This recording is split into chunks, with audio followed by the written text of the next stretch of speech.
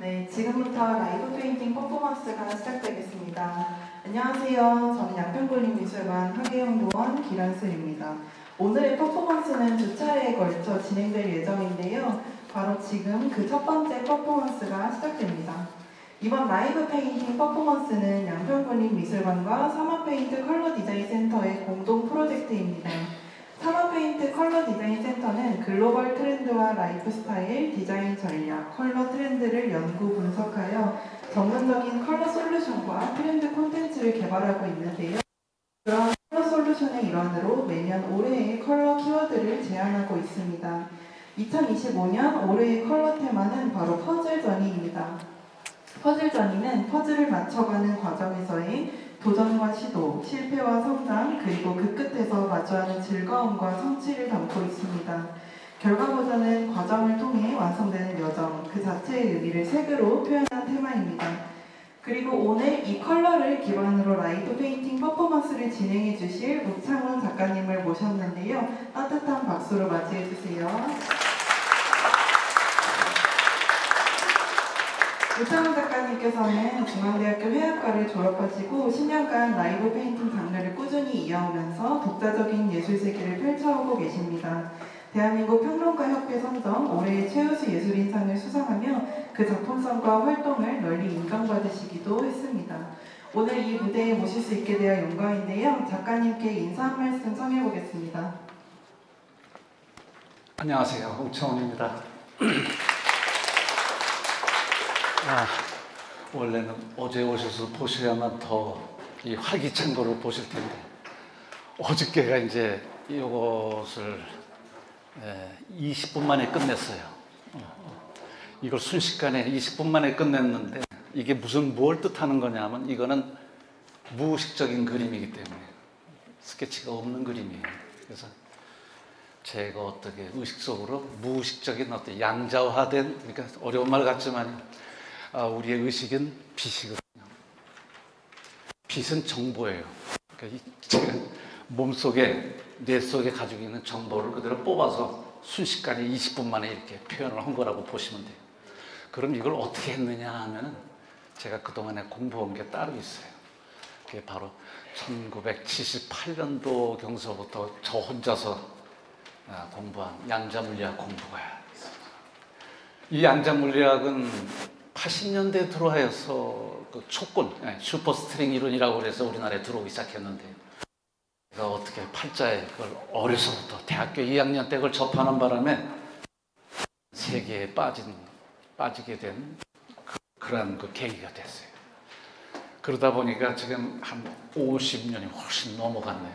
요즘은 여러분들이 무슨 다세계 이론이니 무슨 양자요동이니 혼돈 세계니 이런 거를 접하면 아주 쉽게 접했지만 70년대에는 거의 불가능한 그런 얘기들이었죠. 그걸 혼자서 고스란히 그냥 혼자서 공부를 하고, 저는 중앙대학교 출신이에요. 그래서 중앙대학교는 여러분들 아시다시피 그 모델들이 나와요. 4년 내내 누드 모델을 그려요. 그 모델들을 그린다는 게 무슨 뜻이에요? 사실적으로 그려요. 아카데믹한 교육이니까 그걸 갖다가 4년을 해야 되는데 저는 그거를 접하고 나서 어려서 접하고선 모든 걸 다 안 그렸어요. 예전에 그림들을 안 그리고 새로운 것을 그리기 시작했죠. 바로 이런 식이. 그러면 어렸을 때서부터 그러느냐 그러면 제가 특징이 바로 대학 시절서부터 이런 그림을 여태까지 고수하고 있다는 것이죠. 예. 그럼 이것의 특징은 무엇이냐면 잠재적인 무의식의 발현이에요. 그러니까 저는 저 혼자서는 항상 이렇게 생각해요. 여러분도 마찬가지지만 전부 한 분 한 분이 신이시고 전부 우주 정보로 이루어진 하나의 빛이에요. 이거를 뽑았을 수만 있다면 얼마나 좋겠어요. 새로운 예술이에요. 이거를 뭐라고 그러냐 하면은 그 유명한 우리나라 세계적인 평론가 분이 계세요. 홍가희 선생님이라고 계신데요. 이분은 뉴욕에서 박사학위를 따시고 성공하신 미술평론가세요. 그래서 지금 한국에 오신 지 7년 되시는데 이분이 만들어낸 새로운 사조가 있어요. 그게 뭐냐면은 카오스와 코스모스를 합한 것, 카오스모스라는 얘기를 하는데 이분은 우리나라의 기를 풀어서 그래서 기오스모스라는 것을 새로 그러니까 새로 하신 거예요. 만들어내셔서 우리 한국 화가들이 특히 무당 기질이 있다고 그러죠. 우리 흔히 덩실덩실 미친 듯이 그리는 스타일이 있어요. 특히 그런 쪽으로 이렇게 아주 발현되어 있는 화가들이 있죠. 그래서 만들어낸 게 기오스모스라 이런 요즘 아주 새로운 이론을 발표하고 계세요. 이게 곧 이제 많이 통용이 될 거예요. 아직은 좀 익숙지 않은 건데요. 이 자리를 빌어서 이제 그런 말씀들. 그러면 저 같은 그림이 많으냐? 불행해도 외로워요, 제가. 이것을 50년간 하고 있지만 비슷한 이런 작업을 하고 계시는 분은 제가 찾은 적이 없어요. 네. 물론 요만한 그림에 비슷하게 나올 수는 있겠지만 제가 주로 그리는 게 5m, 10m예요. 10m 그릴 때도 한 30분 정도면 끝나죠. 그게 무슨 소리냐면 미친 듯이 그린다는 거죠. 막 덩실덩실 춤추듯이. 그러니까 뭐가 들어와요. 내 몸속에서 바깥으로 발산도 하고요. 이거는 말로 설명을 할 수는 없는 거예요. 이게 DNA 속에 감춰져 있는 정보라서 이제 이것이 그냥 나오는 거예요. 조금 있다가 여러분들과 질문을 하고 재미있는 얘기도 나누겠지만은 어저께 여기 20분으로 끝났다는 건 뭘 뜻하는 거냐면 에너지를 쏟아 부었다는 소리거든요. 그럼 오늘은 뭘 하느냐? 이걸 다 쏟았는데 오늘로서 끝내야 돼요. 이 그림을요. 원래 저는 일주일이 끝내야 돼요. 그래서 사인을 끝내는데 오늘은 원래는 유화를 작업해야 돼요. 원래는요. 그러니까 자세히 아실지는 모르지만 아크릴 칼라를 첫날 이렇게 쓰고 오늘 유화를 쓰게 되면 어떤 방법이 되냐면 섬세성이 나타나요. 여기 이제 그 미술을 배우신 분이 계신지는 모르겠죠. 오늘 그걸 보여주려고 그랬거든요. 근데 오늘 끝내야 되기 때문에 안 돼요. 유화는 오래 말라야 되기 때문에 이걸 했다가는 마를 수가 없어요. 말아서 전시도 안 되고 안 돼요. 그래서 그저 아크릴 칼라로 끝내야 돼요, 오늘. 그리고 사인을 해야 돼요, 5시에는요.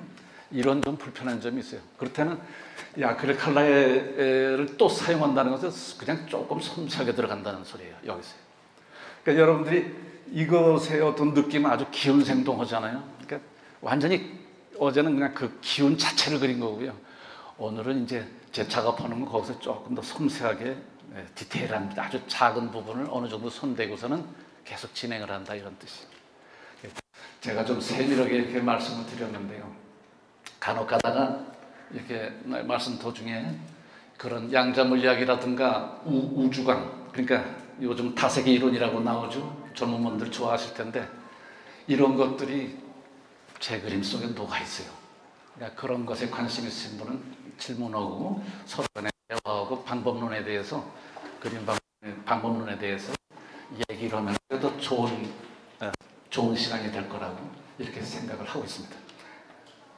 감사합니다. 네, 감사합니다, 작가님. 그럼 지금부터 오창훈 작가님의 손끝에서 색과 움직임으로 펼쳐지는 여정을 함께 지켜봐 주시기 바랍니다.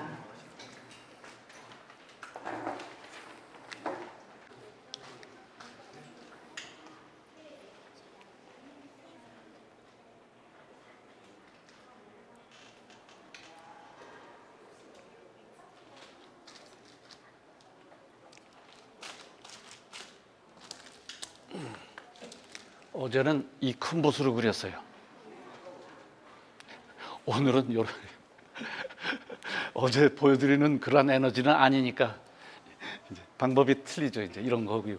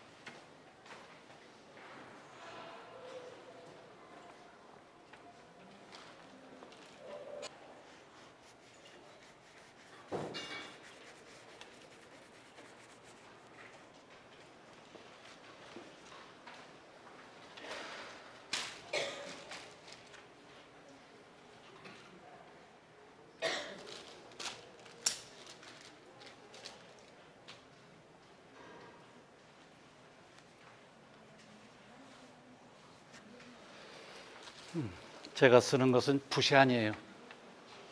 이거 여러분들 여성분들 그 얼굴에 바르 저 세안하시는 거 있죠. 붓이 아니고 그거를 깎아가지고 이렇게 사용을 하고 있어요.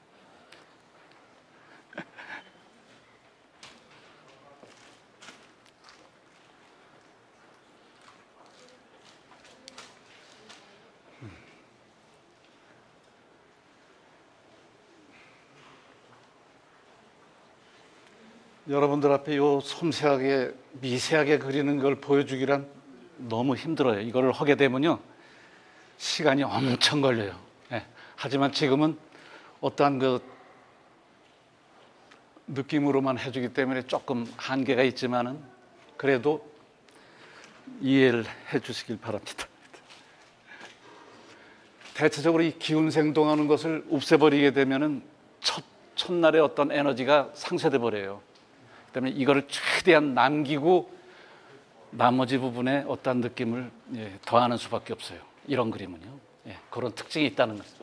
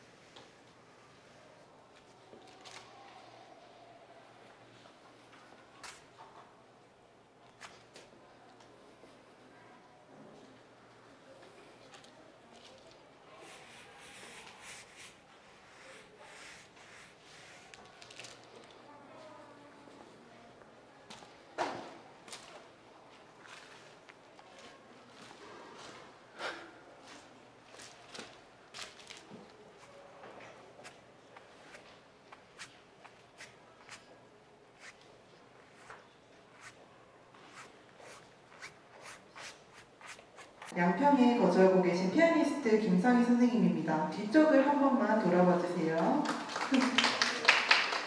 김상희 선생님께서 피아노 즉흥 연주를 한 곡 해주시겠다고 하는데요.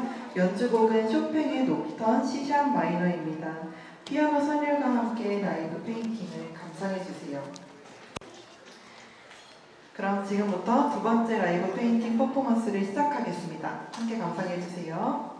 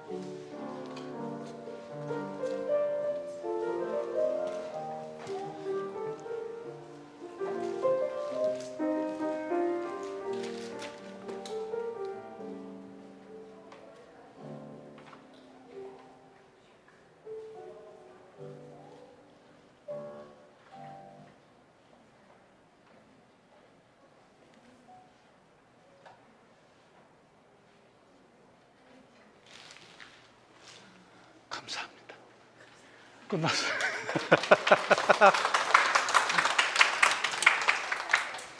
자, 아주 재미난 말씀을 한번 해드리겠습니다. 뭐냐면 이 작업을 하고 있다가 저렇게 음악 소리가 들리잖아요. 제 그림 같은 경우에는 이제 영향을 받아요.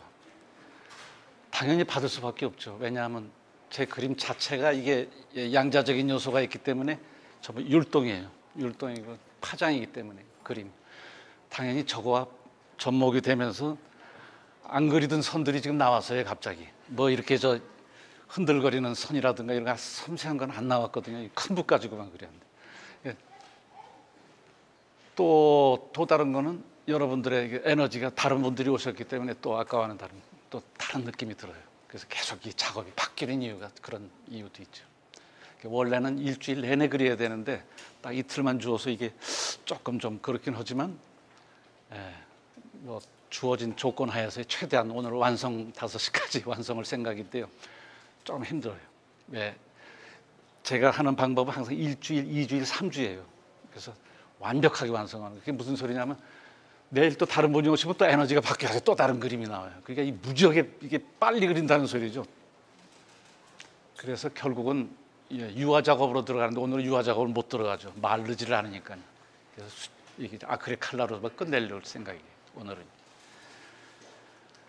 어저께 같이 기운생도한 거를 못 보여드려서 제가 조금 그런데요. 어저께 요거 아까 들으신 분도 있겠지만 20분에 끝냈어요. 이걸요. 5m를요. 오늘은 그렇게는 못해요. 왜? 이 위에다가 덧그릴 수는 없잖아요. 오늘은 뭐냐 하면 여기다가 이제 살을 붙이는 거예요. 그러니까 살을 잘못 붙이게 되면은 그림이 힘이 없어져요. 에너지가 상쇄된다는 소리죠. 그래서 아주 조심스럽게 연결만 시켜요. 서로 간에 연결. 이번에 그림의 제목은 뭐냐면 어때까지 제가 모든 그림이 전부 양자 얽힘이에요. 얽힘. 요동치면서 얽히는 거예요. 그건 뭐 여러분들이 추측하건대 사람과의 어떤 얽힘, 이거 다 똑같은 이치예요. 눈에 안 보이는 에너지 얽힘 이런 거예요. 제가 혼자서 이렇게 그림 그릴 때는 전혀 이런 작품이 안 나와요. 집에서는요. 여러분들이 있을 때는 이런 게 나와요. 이상해요. 저도 집에 가서 작업실에서 큰 벽에다가 걸어놓고 했는데 전혀 뭐 표현이 안 돼요. 그거는 뭘 뜻하느냐 하면은 에너지의 정도가 틀리고 느낌이 틀리다는 이런 소리거든요. 그러니까 이렇게 오셔서 있는 것에서 이런 그림이 나올 수밖에 없다는 거죠. 궁금하시면 조금 있다가 막 이렇게 대화할 때 질문하시고 제가 이런 양자 물리학에 대한 것 또는 이런 거를 답변해 드리겠습니다. 그런 시간을 갖도록 하죠. 저는 78년서부터 양자 물리학 공부를 해서 지금까지 화가로서 한 50년 동안 이런 쪼개 것만 했어요. 오로지 그림 내용이 이거예요. 서로의 얽힘. 또 하나 말씀드릴 건 중앙에 보게 되면은 형상이 약간 뭐가 나올 듯 하거든요. 이거는 제가 일부러 이렇게 뭐 사람 같기도 하고 뭐가 나오는 거. 그럼 이게 뭘 뜻하는 거죠? 제 그림은 추상화가 아니에요. 구상화예요. 무슨 뜻이냐면 형상이 나온다는 소리예요. 나중에는. 그럼 제 그림에는 이제 페이스북에 이런 데 들어가보시면 사람도 나오고 막 뭐 풍경도 나오고 인물 누드도 나오고 다 나와요. 그게 이런 식으로 시작을 해서 나와요. 절대로 스케치를 안 해요. 이렇게 후리로 그리고 난 다음에 나오는 거. 그거를 어려운 말로는 이제 양자가 붕괴됐다고 그래요. 그러니까 무의식의 세계가 붕괴돼서 현실 세계로 탁 나타나는 거죠. 갑자기. 이게 우리 3차원으로 돌아오는 거예요. 이게.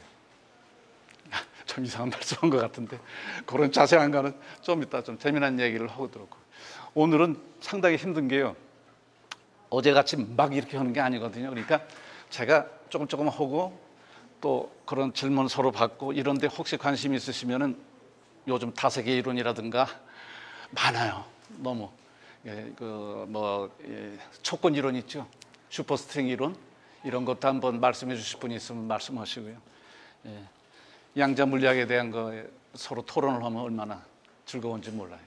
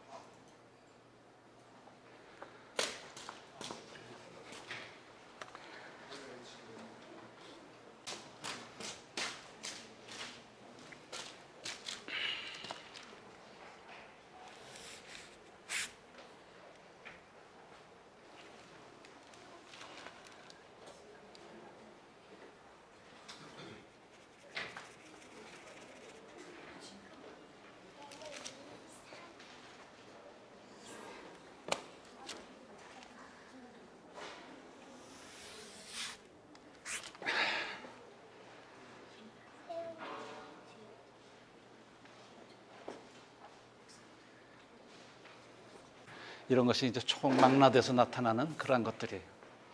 그러니까 너무 무의식적이기 때문에 굳이 설명한다면은 그냥 뭐 어떤 그 눈에 안 보이는 그 에너지 정보들이 떠다니고 항상 떠다니죠.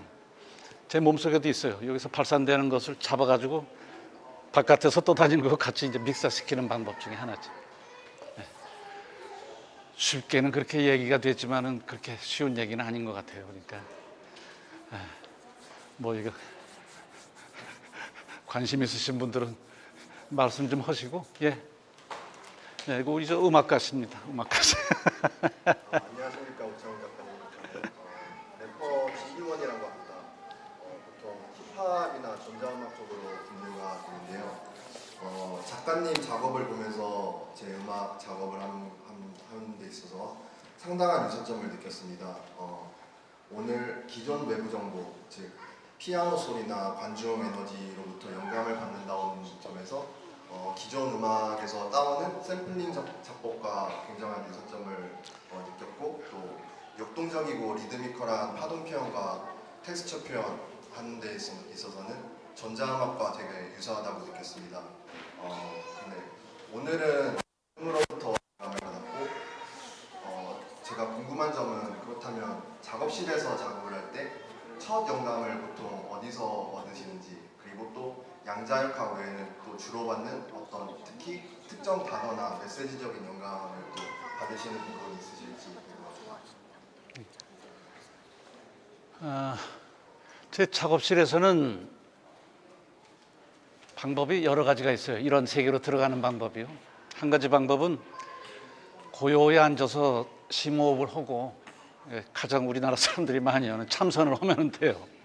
참선을 하면은 현실적인 세계의 것이 끊어지면서 이제 이런 세계로 들어갈 수는 있어요. 근데 물론 그것도 여러 가지 연습이 필요하겠지만요. 그리고 또 하나는 이것이 체화돼 가지고 하도 많이 그쪽에 어떤 그 눈에 안 보이는 기에 대한 거를 갖다 연구하다 보면 이것이 몸속에 체화돼서 그냥 나오는 경우가 많아요. 이건 이제 고수들이라고 그러죠. 그런 분들은 이제 제가 화가 중에서도 이제 부품만 잡으면 그냥 덩실덩실 춤추듯이 그리는 그런 스타일의 그 우리나라 사람들 주로 얘기하는 무당 기질이 있는 그런 작가들이 있어요. 이제 이것이 우리 이제 동양 중에서도 특히 한국 분들한테 많고, 외국에는 전혀 상황이 달라요. 그거는 이제 그분들은 꼭 뭘 마리아나를 피거나 또는 무슨 뭐 버섯을 끓여 먹거나 해가지고 먹으면 금방 들어가요. 왜 어떻게 들어가요? 환각세계, 사이키델릭이라고 그러죠. 그 사이키델릭한 그림이 따로 있어요. 그렇죠? 미국이나 이런 데는. 근데 이제 제 그림은 그냥 분만 잡으면 이렇게 순간적으로 들어가는 방법이 있고요. 이거는 이제 벌써 이제 연구한 지 50년이 넘어가면요, 40년 정도 넘어가게 되면 그냥 분만 잡아도 이게 나와야 돼요. 그런데 어떤 것을 갖다가 매개를 해가지고 들어가게 되면요, 몸도 버리지만은 여러 가지 부작용이 많이 생기게 되겠죠. 그래서 저보고도 자꾸 저 하와이 쪽에 오라고 그러는데 거기 가면 이제 작가들이 있어요. 아주 사이키델릭한 아주 이상한 그 에너지 덩어리. 그 작가들은 전부 아주 그냥 뽀해요. 그냥 담배 연기 속에 피면서 오는 게. 왜냐하면 그거면 곧장 들어가요. 그분들이요. 그건 할 수 없어요. 그건. 그래서 이제 저는 주로 근데 아까도 말씀드렸지만 이렇게 에너지가 없으면 못 그려요. 저도 집에서는요. 작업이 안 돼요. 그거는 앉아서 작업하는 거 있죠. 한 몇 시간 동안 앉아서 섬세하게 하는, 제가 섬세한 그림을 많이 그려요. 소품들이 많이 있어요. 그래서. 근데 이상하게 나오기만 하면 이렇게 그려요. 이게 뭘 뜻하는 거냐 하면은 이거는 아니라 이거죠. 아니. 나 혼자 에너지 가지고는 안 되는 거예요. 이런 그림은요. 이건 온 대중들의 저거예요. 이 양평의 이미지도 있고요. 이 지형에. 그 다음에 이 건물의 이미지도 있어요. 저 에너지도 있어요. 이 갤러리에. 그 다음에 이제 우리 관객들과 저와의 소통하는, 이게 막 총망라돼서 나오는 이게 그런 그림이지, 이 그림이 무슨 뭐 제가 따로 그린다고 해서 나오는 건 절대 아니에요. 그러니까 제가 많이 실험을 해봐서 알아요. 이거 안 나와요. 절대로. 그래서 집에서 그리는 거는 전부 제 그림을 이제 우창훈을 눌러보시면 다 나와요. 네이버에다가 그냥 이름만 치면 다 나와요. 제 그림 보면요, 무지하게 섬세한 거 많아요. 집에서는 이제 깔짝거리면서 이제 몇 시간씩 앉아서 그리죠. 이렇게 그리지는 않아요. 근데 이걸 왜 이러느냐? 이게 너무 행복해요. 이거 이상의 것이 없어요. 네. 이게 지금도 이게 뭐예요? 제목이 저거거든요. 양자 얽힘. 얽힘이 제목이에요. 뭘 뜻하는 거예요? 뭐다 얽혀 있다는 거를 느끼고 알기 때문에 이제 이 나이 먹으니까 이제 50, 60대에서는 안 되는데 그러고선 그림을 그리게 되면은 그 금방 느껴져요. 네, 연관계 있고 그러니까. 그래서 그렇고 아까 또 뭐 그다음 두 번째 양자역학 그런 데서 굉장히 어떻게 보면 우주적인 그런 거잖아요. 근데 제가 궁금한 거는 어떤 단어적이나 메시지적인 그런 데서 영감을 또 받으시는 부분이 있으실지 그게 궁금해요. 단어. 예, 라고 그러면 제가 1990년 초에 인사동에 갤러리 상이라는 큰 전시장이 있었어요. 거기서 다차원 미술에 개최한다 그래서 제 다차원 미술이라는 게 원래 없어요, 우리나라에. 제가 만들어낸 거예요. 참 90년대 초에 만들어내니까 아무도 그걸 인정도 안 해줄 뿐더러 이게 뭐냐 그래요. 근데 전부 이런 그림들이었어요. 그때도 똑같아요. 지금이나 뭐 다를 거 없어요. 다차원이라는 거. 이 차원이라는 거는요, 우리가 흔히 그 촉근 이론에서 나오는 게 뭐 11차원까지 있다고 그러죠. 3차원까지는 여러분들이 다 알아요. 공간에 대한 거니까. 4차원서부터는 얘기가 달라진데 그거는 현실 차원이 아니에요. 그건 이제 극미 차원이라고 그래가지고 이제 사라진 어떤 그 감춰진 차원이거든요. 그걸 연구하려면 어떻게 해야 되느냐? 거기에 깊이 빠져 들어가야 되는데 이게 아까 말씀드린 그런 참선어는 나를 잊어버려야 들어가요. 그리고 또 하나는 정말 그 이기라고 그러잖아요. 공부를 엄청 해가지고 기운이 그냥 그 공부에 의해서 그냥 자동적으로 나오는 정도 그 지경까지 돼야 되거든요. 이게 어려운 얘기 같지만 그 1, 20년에서는 안 되는 거고 좀 그런 게 있어요. 하여튼 저는 다차원이라는 데 상당히 어려서부터 그걸 갖고 제 다차원주의의 창시자라고 나와 있어요. 저 네이버에다 우창훈이를 치면요 다차원 미술의 창시자. 그거 아는 사람이 있어요? 왜냐하면은 한 사람이 그 짓을 해놓으니까 인정을 안 해주는 거예요. 이게 그룹이 형성이 돼야 되는데 우리나라는 안 돼요. 이게 암만 제가 이상한 걸 창안을 해서 만들어도 한 사람이서 만들어내면 이거는 인정을 안 해줘요. 우리나라. 근데 이것이 원래는 진짜예요. 앞으로 세계는 전부 개개인에게 다 차원이거든요. 실은 이걸 인정 안 해주게 되면 어떻게 되는 거예요? 이건 화가로서 이건 안 되죠. 전부 다 그룹으로 형성이 돼 있어요. 우리나라는 인상파, 뭐 초인술파. 저는 그걸 다 거부하고 있어요. 다 처음에서 오직 혼자서 하고 있는데 물론 요즘 비슷하게 그리는 작가들이 여기에 양평에 있는 이한리 작가도 계시고 또 뭐 김정렬 씨 한 몇 사람 손꼽을 정도의 이런 류에 그리는 사람들이 있어요. 점점 나오고 있어요. 이거를 흔히 카오스모스적인 작가라고 그래요. 카오스모스적. 카오스적이고 코스모스적이다 해서 그걸 연결한 카오스모스적이다. 이것이 지금 태동하고 있거든요. 이게 얼마나 우스운 얘기예요. 50년 전에 공부한 게 지금 나오고 있다는 게. 할 수 없죠, 뭐. 그 굉장히 남이 뭐 알아주지 않는 길을 어때까지 걷고 있다는 그것도 하나의 자부심으로 들어가요. 네. 그 자부심이라는 게 건방져 보이지만은 작품이 하도 안 팔리고 그러니까 야 이건 근데 다른 길을 생각해 본 적도 없고 그러니까 이제 오로지 이것만 그리고 있는 거예요. 이런 식의 것들만. 근데 요즘은 또 이런 생각이 들어요. 작품이 잘 팔리고 뭐 이렇게 잘 나가는 작가들 보면 그것도 뭐 인정을 하지만 문제는 뭐냐? 내 그림이 평준화됐다는 소리거든요. 결국은 잘 팔린다는 소리는 평준화됐다고 그러는 것은 그건 그림을 바꿔야 돼요. 새로운 거를 해서 대가 될 생각은 안 하고 거기에서 머무르게 된다는 소리거든요. 결국은 이게 얼마나 비장한 소리예요. 이게 보통 얘기가 아니에요. 진짜 화가가 되려면 그걸 다 봐야 되는데 현실이 그렇지 않잖아요. 항상 남의 눈치 보고 그 정도 선에서 적당한 선에서 마무리 져요. 그림은요 보고서 쇼크를 받아야 되는 거예요. 원래요. 프랜스 베이컨 작품을 보고서는 놀래가지고서는 막 소름이 끼치고 막 거기서 막 놀라는 것은 그건 진짜 작품이라서 그런 거예요. 그것도 뭐 한참 보면은 뭐 괜찮지만요. 이게 진짜 작품 구별하는 게 바로 그 쇼크가 안 오면은요, 그건 진정한 작품이 아니에요. 이제 그런 식으로 이제 제 나름대로는 이제 그 생각을 하는데요. 예, 그거 뭐 답변이 됐을지 모르겠네요. 아니, 되게 음악적인 그런 음악적인 거. 그런 환경 그런 외부 환경 신이라고 표현하는 하게 되는데 약간 그런 데서 되게 네. 공통점이고 되게 음악적인 거는 유사하게 느꼈습니다. 저야말로 음악을 좋아해요. 뭐냐면은 저는 대중음악이긴 하지만 기타를 한 50년 쳤어요. 그러니까 이게 그림 그리고 나면은 그냥 앉아가지고 이거 혼자서 그냥 예, 저만 좋죠. 항상 뭐 즐겁고. 그 이거 코드 잡는 거는 솔직히 말씀 이상한 얘기 같아요. 한 8, 9개밖에 몰라요. 아주 기본 코드 있잖아요. 근데 50년을 치니까 어떻게 되느냐면 이쪽 주법이 이상하게 발전이 되는 거예요. 계속. 그래가지고 모든 노래를 다 불러요. 그냥 들으면요. 그러니까 제 책이 한 3권이 되는데 그냥 적어요. 이렇게. 이거 라디오에서 나오는 걸 듣고 그냥 불러버려요. 그러면 끝나요. 그냥 코드 몇 개 가지고.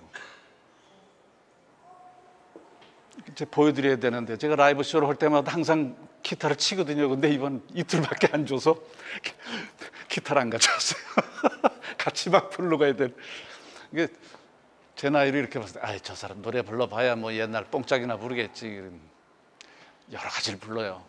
이제 옛날에 그 팝송, 뭐 안토니오 송소부터 해서 뭐 하여튼 그래서 하여튼 음악을 너무 사랑하고 그러니까 이런 그림 그리고 나서 새벽에 이걸 음악을 하잖아요. 노래를 부르면은 이 리듬이 다시 살아나요. 이게. 왜냐하면 이게 전부 이게 파동이거든요. 이게 다시 업돼가지고 다시 그림을 또 그려요. 그런 경우가 많아요. 이렇게 이게 좀 화가로서 이제 그거밖에 몰라요. 저는 이제 다른 걸 모르는 사람인데 노래하는 거고 기타 치고 그다음에 그림 그리는 거예요. 이기적이죠. 상당히 이기적. 우리 저희 집사람 뒤에 앉아 있는데 상당히 힘들 거예요 아마. 일어나 보세요. 네.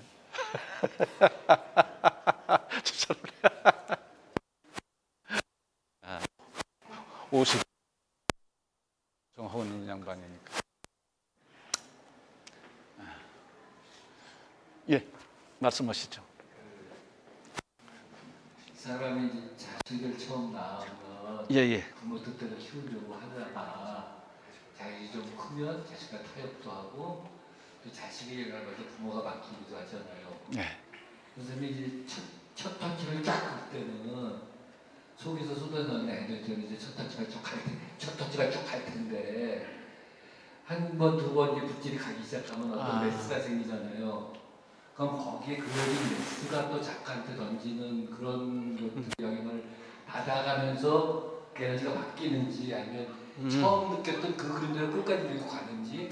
네. 그러니까 작품이라는 건 어떻게 자식이니까 자식이 부모에게 영향을 미치는 그런 느낌을 받으시는지. 아주 전문적인 말씀이세요. 자, 이게 뭐냐면은 제가 이거를 아까도 말씀드렸지만 5m를 아마 우리 큐레이터님 계시지만 어제 몇 분 정도 걸린 것 같아요. 한 15분, 20분? 15분이라서 20분. 시간이 멈춰요. 이거를 그냥 한 색깔로 메꾼다 해도 15분이 넘어가요. 근데 어디서 이걸 생각을 하고 그래요, 이거를. 이거는 제가 그래서 그거를 제 몸을 다고치는 거죠. 10m를 저는 25분이나 30분에 끝내거든요, 첫날. 말이 그렇죠, 10m인데 높이가 2m고. 이건 뭘 뜻하는 거냐 하면은 제 육체를 갖다 다그쳐가지고 짧게 도저히 현실적인 생각을 못하게 만드는 거예요. 네. 거기에는 한 번 겹치고 두 번도 겹쳐지겠죠. 그건 무의식적으로 겹쳐지는 거지 의도된 적이 없어요. 그만큼 다그치죠. 근데 문제는 또 뭐예요? 다른 요소가 많아요. 제 몸에서 일어나는 현상이 있어요. 혈압 올라가죠. 심장 두근거리죠. 업돼가지고 얼굴 빨개지고 막 흥분 상태예요. 왜냐면 이런 상태가 주로 이제 작업할 땐 그런 상태가 돼요. 왜? 막 강렬한 막 선이 휘두러지고 뭐 그냥 이제 육체가 요동치고. 그러니까 뭐가 들어와요. 정말 들어오고 내 몸속에 또 나가고요. 막 찌릿찌릿하고 막 난리예요. 몸에서 작용하는 게. 말 없이 그릴 뿐이죠. 그러니까 이제 지금 말씀하신 건 아주 중요해요. 이제 천천히 느리게 되면 다 개입돼요. 여러 가지 이상한 것들이. 저는 그거를 방지하기 위해서 그냥 순식간에 넌 강하게 빠르게 해라. 그래야지만 새로운 게 나오지. 느릿느릿해가지고서는 이거는 있을 수 없는 거다. 모든 게 다 개입돼요. 이상한 것들이. 대답이 되는지 모르겠어요. 아주 그저 전문적인 말씀을 해주셨습니다. 우리 저 화가님도 좀 여기 이제 화가분도 계시고 그런데 좀 하시죠. 저 뒤에 앉아보신 분들도 질문을 좀 하세요. 이런 기회에 다음에 뭐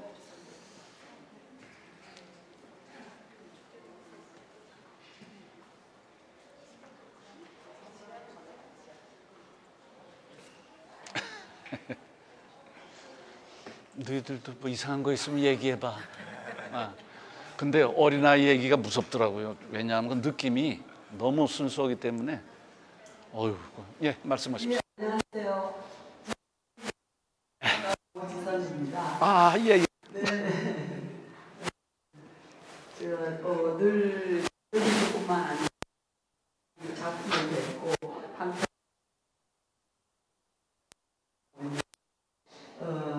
선생님이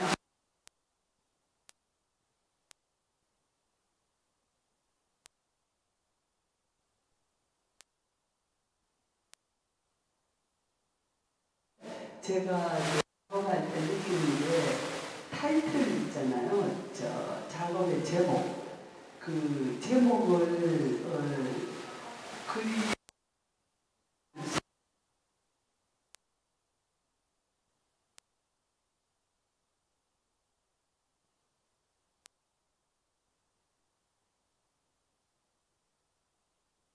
해놓고 그에 따라서 그림을 그리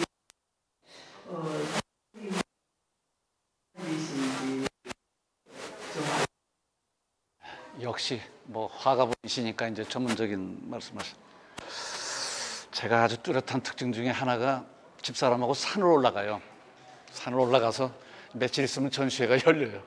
그럼 제목을 하나도 안 정해요. 한 40점을 전시한다고 가정을 해요. 그러면 제가 앞장서요. 오솔길에서. 그럼 뒤에서 집사람이 요만한 그 노트 가지고 이제 적기 시작해요.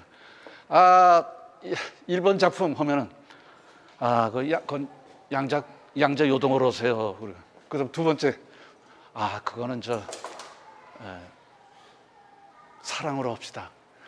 이게 뭘까요, 과연? 주제는 딱 정해져 있다는 소리예요. 그러니까 여러 가지 형상은 다 다른데 주제는 일관되게 양자의 어떤 그 얽힘을 주제로 해놓고 나머지 제목에 대한 거는 부차적인. 어떤 때는 아예 제목을 아예 안 쓰는 경우도 많아요. 전시하면서. 제 주장이죠. 이렇게.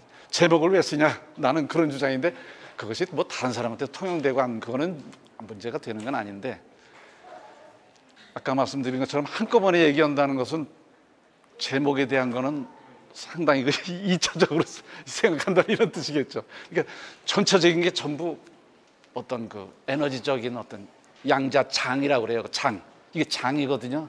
서로 어울림. 에너지의 어떤 얽힘을 그리고 있어요. 사람을 그려도 얽혀 있어요. 다 얽혀 있고 하여튼 그렇게 돼 있어요. 네. 간단하게 말씀드리면 그렇습니다. 예. 자, 또 질문해 주세요. 오늘은 지금도 몰라봐요. 우리. 예. 우창 작가님. 네. 죄송합니다. 아이고, 유명하신 유튜버십니다. 예. 선생님이랑. 예. 글쎄 제가 이제 기법적인 면에서는 제가 이제 질문 드릴 건 없고요. 지금 우리가 이제 화합이 50년이 넘었는데 그림을 그리는 시간에 이제 경제적인 여건을 갖춰야 되는데 그동안에 뭐 지금 이제 독수미술관에서 지금 우리 한국 그랜드 미술관 아주 그 거장들하고 같이 이렇게 전시하는데 그 작품 같은 경우는 제가 얼핏 듣기에는 대학교 2학년 정도에 이제 어떤 그 건설회사 대표가 이제 수상해가지고 그 당시 좀 굉장히 큰 돈을 내가지고 했는데 그 후에 그때 소장됐을 당시에 그 아마 지금처럼 뭐 미디어가 발달되지 않았지만은 소문 나면 작품가라든가 아니면 그 소위 말하는 이 그림 계통에서는 이제 좀 명성이 올라가면은 자기가 안 되는데 이제 명성이 스스로도 이제 올라간다 생각해가지고 이제 뭐 약간 좀 이렇게 겁모도 들기도 하고 그다음에 이제 내가 이런 작가라고 생각하고 있는데 그 50년 동안 사실 저도 검색해 보면은 그림의 세계에 대해서는 이렇게 좀 뭐 이렇게 나오지만은 그 일반적인 그 화가처럼 뭐 호당 얼마라든가 호당 얼마를 팔다든가 그런 그 외형적인 명성이라는 그런 것이 자기만의 길을 이제 왔잖아요. 그러면 그렇게 되면 사실은 현실적으로 집안의 경제적인 그 그림 학원하고 여러 가지 그런 어려운 점이 있을 텐데 지금까지 어떻게 견뎌왔는지 저희가 궁금합니다. 아, 말도 못하죠. 그 괴로워.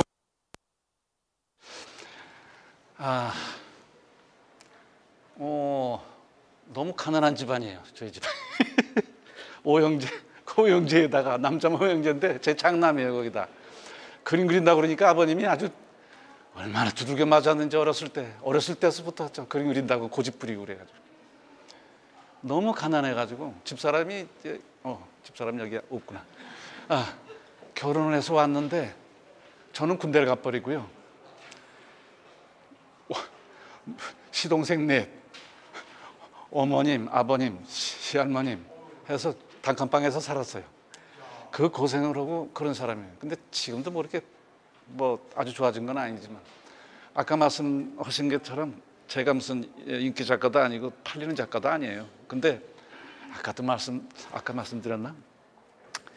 작품 팔리고 안 팔리고는 아직도 그걸 생각한다면 이런 그림 못 그려요. 예, 그게 작가가 아닌가 이렇게 생각해요.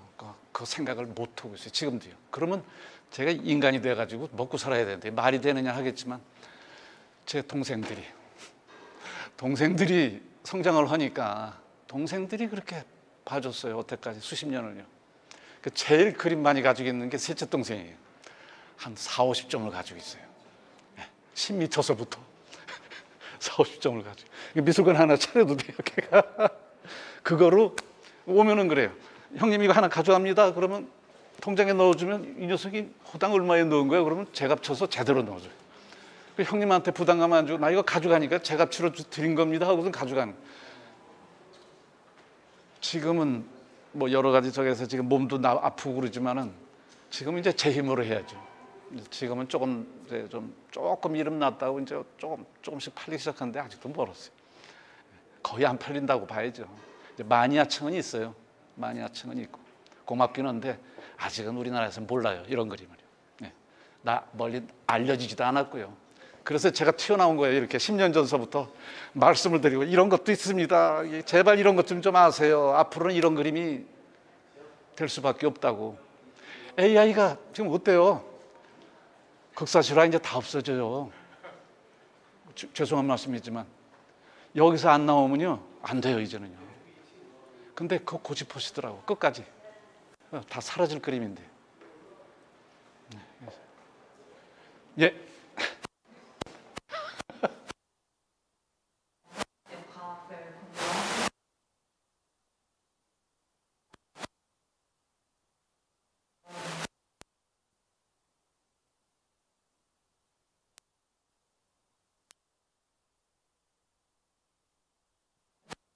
오 50년 이상 해오시게 되시면서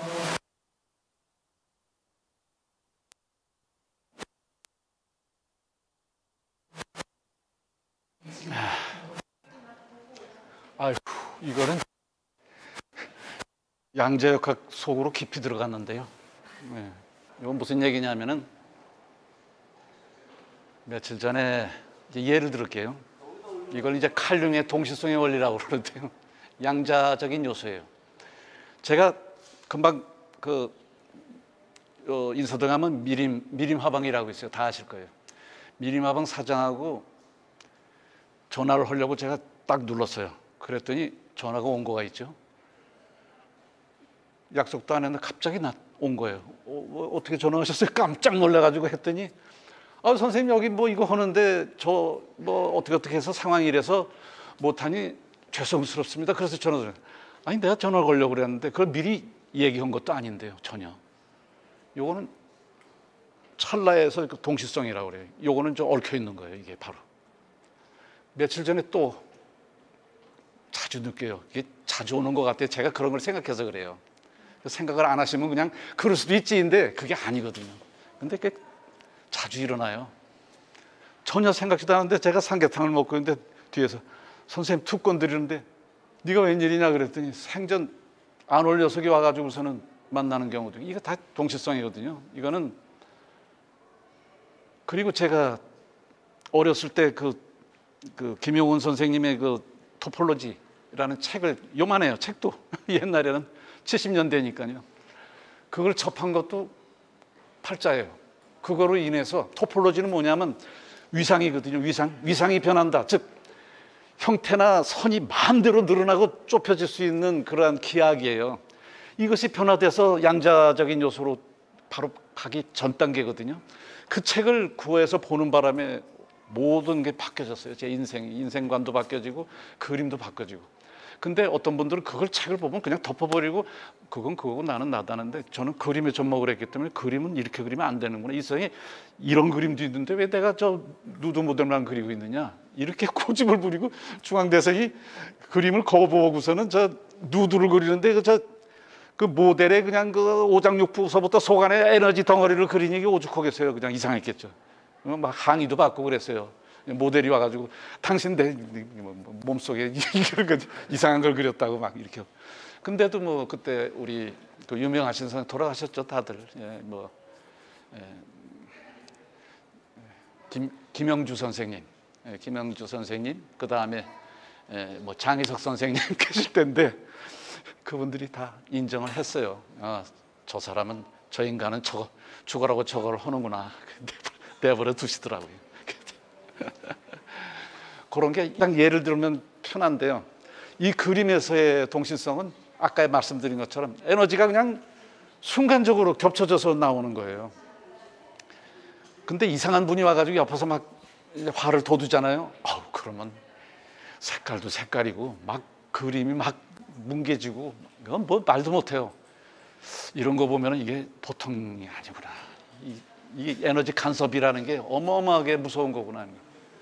그리고 그런 거 빠른 사람들, 눈치 빠른 사람들 있죠. 싹 보면 공기가 참 싸늘하네. 이거 금방 느끼시잖아요. 빠르시잖아요. 그 에너지 파장이 오는 거예요. 그게. 그걸 느끼는 거예요. 그림으로 표현하면 돼요. 이걸 어떻게 표현하느냐. 그냥 저같이 그냥 흔들어 대세요. 형식 없이 흔들어 대다가 나타나요. 근데 대부분들이 이제 형식주의에 빠져가지고서 이제 자기 거 옛날서부터 하던 거 고수오죠, 계속.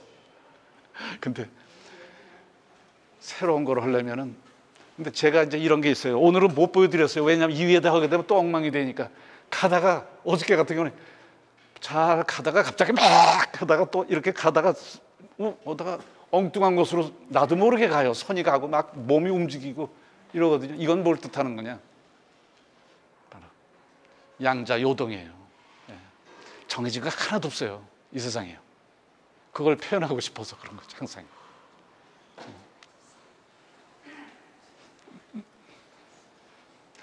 이게 더 중요한 시간 같아요. 제가 이거 그림 그리는 것보다는 어저께는 뭐 그냥 제 몸짓으로 다 보여드렸고, 오늘은 뭐 제 생활하는 것까지 다 나왔으니까 뭐 노래 부르는 것까지 나오고.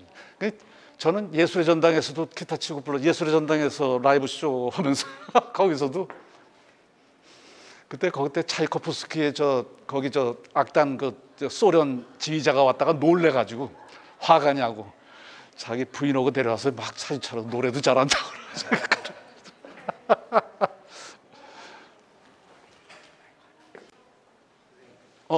마이크. 작가들이 항상 고민하는 것이 내가 그림을 언제 끝내야 되지, 이런 걸 하거든요. 근데 선생님 그림을 보면은 되게 디테일해요, 엄청. 여기서 끝내셔도 될 것 같은데 계속 들어가시거든요.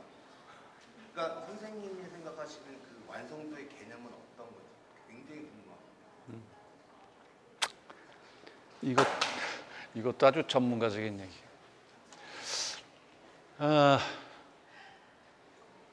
제가 라이브 쇼를 하면서 금년처럼 참 핍박받은 적이 없는데 이게 무슨 소리냐. 캠퍼스 천을 5m를 하나 걸어 지금 그리고 있어요.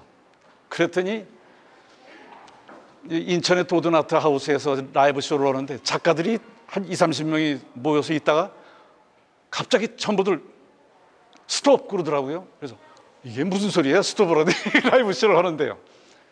그만 그리세요. 그러는 거예요.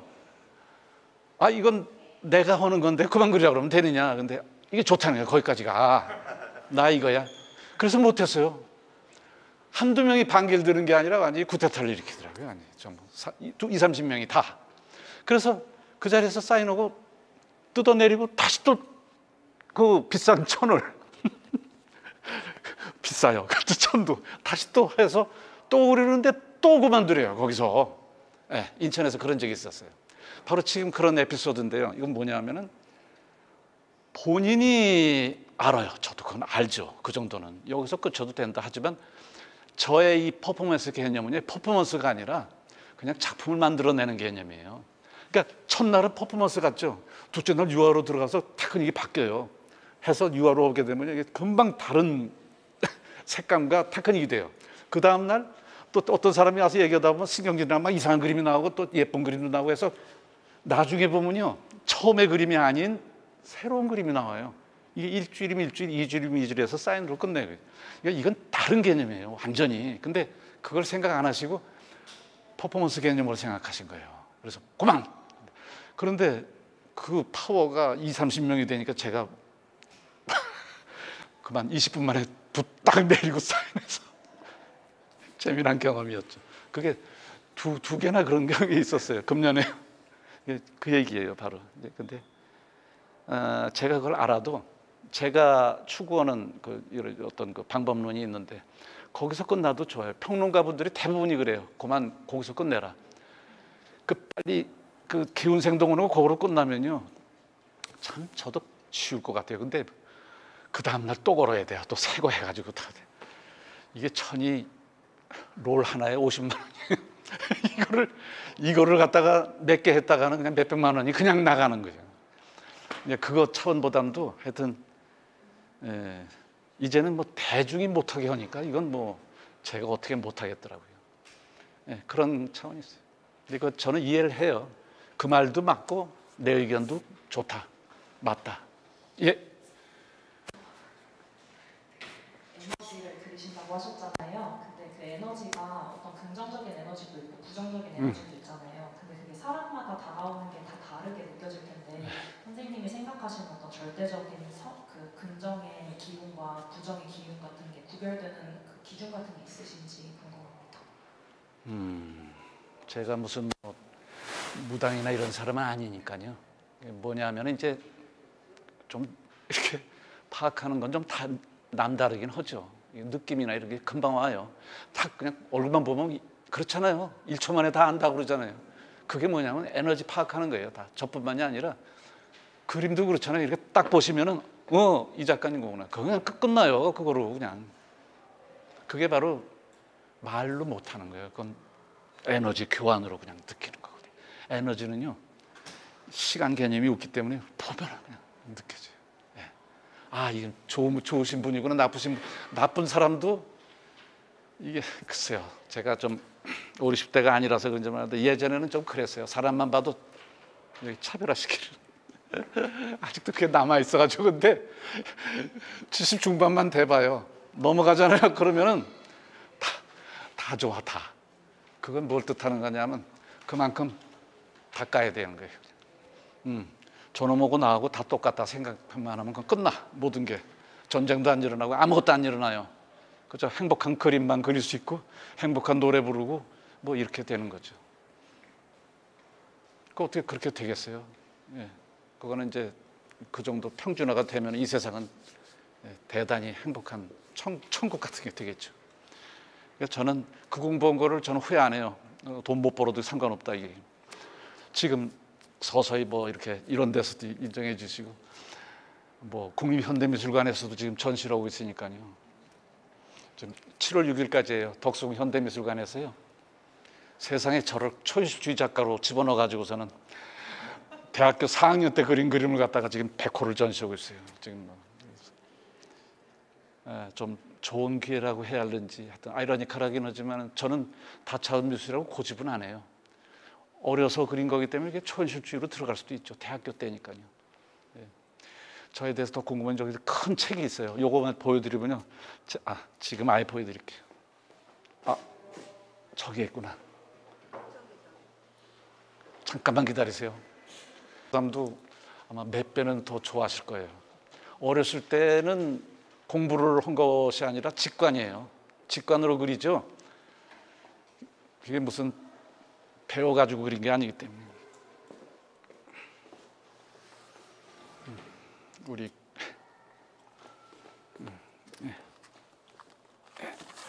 요거는 저 2011년 예술의 전당에서 개인전을 했는데 바보예요.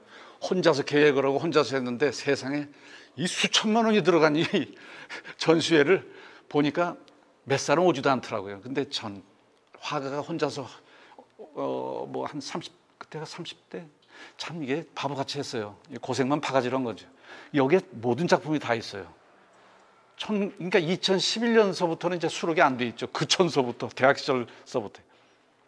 자, 뭐 나중에 따로 보셔도 좋지만 제가 재미난 저거를 말씀. 요건 40대 얼굴이고요. 죄송합니다. 이게 한번 저쪽으로 좀 한꺼번에. 여기 4학년 때 작품이에요. 반물질 세계라고 요게 중앙미술대전 1회 최연소 나이 특선한 거예요. 제가요.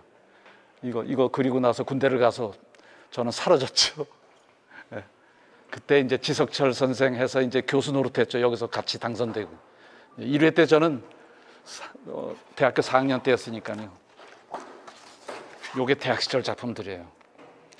대학 시절 작품에서 이렇게 데포르메이션 한 거는 저도 지금 보면요, 이야 이게 뭐 저도 지금 섬찟해요.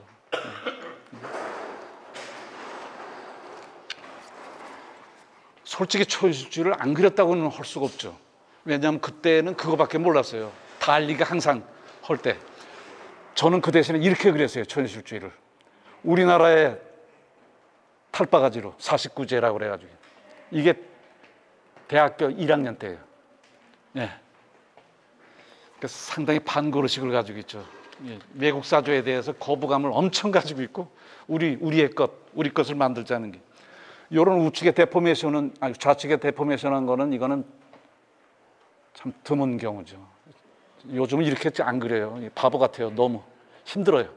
네. 어마어마하게 삼각형만 가지고 이렇게 표현을 하고 또 뭐 혹시 양자역학에 관련해서 추천해 주실 책 있나요? 그러면 배우시겠다는 소리네. 근데 어느 정도 수준을 알고 계시기 때문에 봤을 수도 있어요. 안 봤어요. 전문적인 어떤 무슨 뭐 칼세이건이나 이런 사람들의 그 이론은요, 보면은 이해는 해요. 이해는 하는데 화가들이 왜 못 그리느냐? 그걸 수식 계산으로 생각하면 안 되는 거예요. 제가 굉장히 융통성 있게 한 거는 뭐냐면 그 책을 보면은 즉시 그림으로 그려버렸어요. 그걸요. 느낌으로.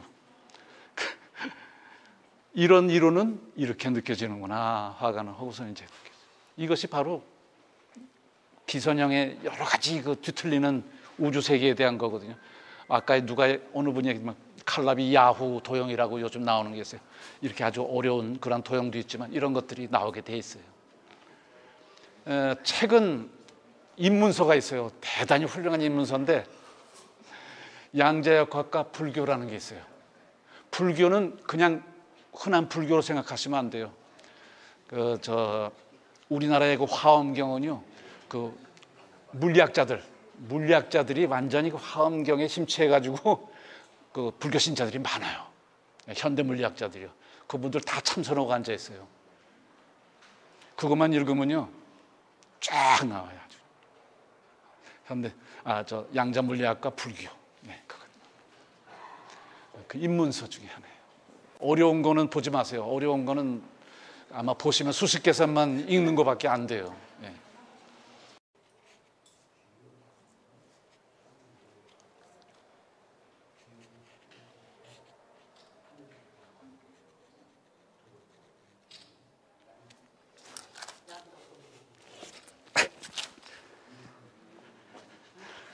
우창 작가님께 박수 부탁드립니다. 그리고 끝까지 함께해 주신 여러분께도 진심으로 감사드립니다. 오늘 모두 마치겠습니다.